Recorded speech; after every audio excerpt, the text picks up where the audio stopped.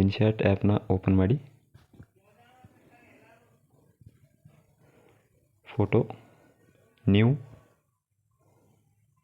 Blank, ಸೈಜನ್ನ set ಮಾಡ್ಕೋಬೇಕು.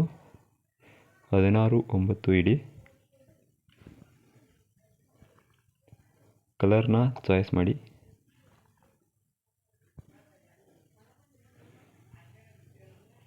Text ಇದೆ ನೋಡಿ, ಕೆಳಗೆ ಇದೆ ಯೂಟ್ಯೂಬ್. ಕಲರ್ ಚೇಂಜ್ ಮಾಡ್ಬೋದು, ಫಾಂಟ್ನು ಚೇಂಜ್ ಮಾಡ್ಬೋದು. ಎಷ್ಟು ಫಾಂಟ್ ಇರುತ್ತಲ್ಲ ಇನ್ನೂ ಬೇಕಾದ್ರೆ ಡೌನ್ಲೋಡ್ ಮಾಡ್ಕೋಬೋದು. ಈಗ ನಾನು ಹೆಚ್ಚು ಯೂಸ್ ಮಾಡೋದು ಇವು ಫಾಂಟ್ಗಳನ್ನ. ಸ್ವಲ್ಪ ಝೂಮ್ ಇನ್ ಮಾಡಿ, ನಿಮಗೆ ಎಲ್ಲಿ ಸರಿ ಅನಿಸುತ್ತಲ್ಲ ಅಲ್ಲಿ ಕಲರ್ನ ಚೇಂಜ್ ಮಾಡಿ. ಬೇಕಿದ್ದರೆ ನಿಮಗೆ ಸರಿ ಅನಿಸಿದರೆ ಅಷ್ಟೇ ಬಿಡ್ಬೋದು.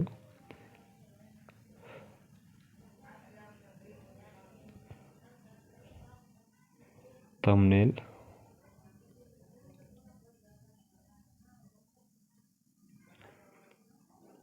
ಸ್ವಲ್ಪ ಕಲರ್ ಚೇಂಜ್ ಮಾಡಿ, ಅಕ್ಷರ ಕೂಡ ಚೇಂಜ್ ಆಗಿರಲಿ, ಸ್ವಲ್ಪ ಯೂನಿಕ್ ಆಗಿ ಕಾಣುತ್ತಲ್ಲ ಅದಕ್ಕೆ.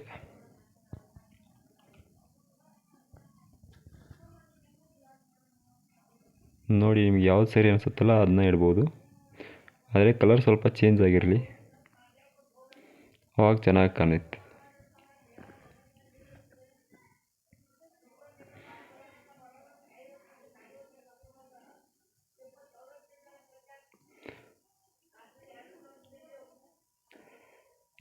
ಮತ್ತು ಟೆಕ್ಸ್ಟ್ ತೊಗೊಳ್ಳಿ, ಅಥವಾ ಈಗ ಒಂದು ಬ್ಯಾಕ್ ಒಂದು ಕಲರ್ನ ಇಡಬೇಕು ಅಂದ್ಕೊಂಡಿದ್ದೀನಿ. ಸೊ ಹಾಗಾಗಿ ಇಲ್ಲಿ ಬಂದುಬಿಟ್ಟು ಈ ಕಲರ್ ಇದೆಯಲ್ಲ ಇದು ತೊಗೊಳ್ಳಿ, ಬ್ಯಾಕ್ಗ್ರೌಂಡ್ ಥರ.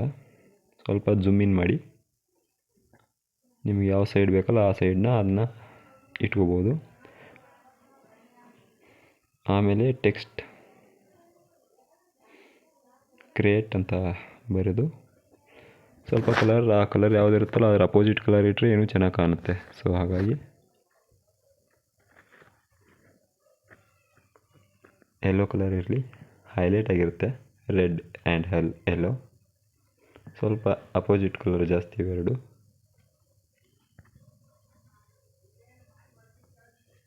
ಸೊ ಯಾವ್ದು ಚೆನ್ನಾಗಿ ಕಾಣಿಸುತ್ತಲ್ಲ ಆ ಸೆಟ್ ಮಾಡ್ಬೋದು ಆ ಫಾಂಟ್ನ.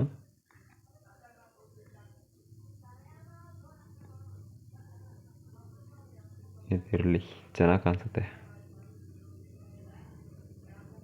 ಝೂಮ್ ಇನ್ ಮಾಡ್ಬೋದು, ಅಂದರೆ ಅಕ್ಷರ ಸ್ವಲ್ಪ ಜಾಸ್ತಿ ದೊಡ್ಡ ಕಾಣಿಸುತ್ತಲ್ಲ ಹಾಗೆ. ಸೆಟ್ ಆಗ್ತಾ ಇಲ್ಲ, ಅವು ಸರಿ ಕಾಣ್ತಾ ಇಲ್ಲ ಅಲ್ಲಿ. ಇದಿರಲಿ, ಸ್ವಲ್ಪ ಡಿಫ್ರೆಂಟ್ ಆಗಿದೆ ಇದು. ಮತ್ತೆ ಬನ್ನಿ, ಇನ್ಶಾಟ್ ಆ್ಯಪ್ ಅಂದರೆ ನಾನು ಮಾಡಿದ್ನಲ್ಲ ತಮ್ಮೇಲ್, ಆ ತಮ್ಮೇಲ್ನ ಮಾಡಿ ತೋರಿಸ್ತಾ ಇದ್ದೀನಿ ಈಗ. ನಿಮ್ಗೆ ಯಾವ್ದು ಬೇಕೋ ಅದನ್ನ ಮಾಡ್ಬೋದು ನೀವು.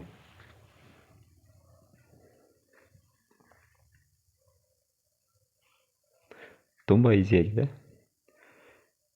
ಮತ್ತು ಇದು ಡಾಟಾ ಇಲ್ಲದೇನೂ ಮಾಡ್ಬೋದು ಈ ಆ್ಯಪ್ನಲ್ಲಿ, ಆಫ್ಲೈನಲ್ಲಿ ಮಾಡ್ಬೋದು. ಸೊ ಹಾಗಾಗಿ ನೋಡಿ, ಚೆನ್ನಾಗಿ ಕಾಣ್ತಲ್ಲ. ಸೊ ಹೀಗಾಗಿ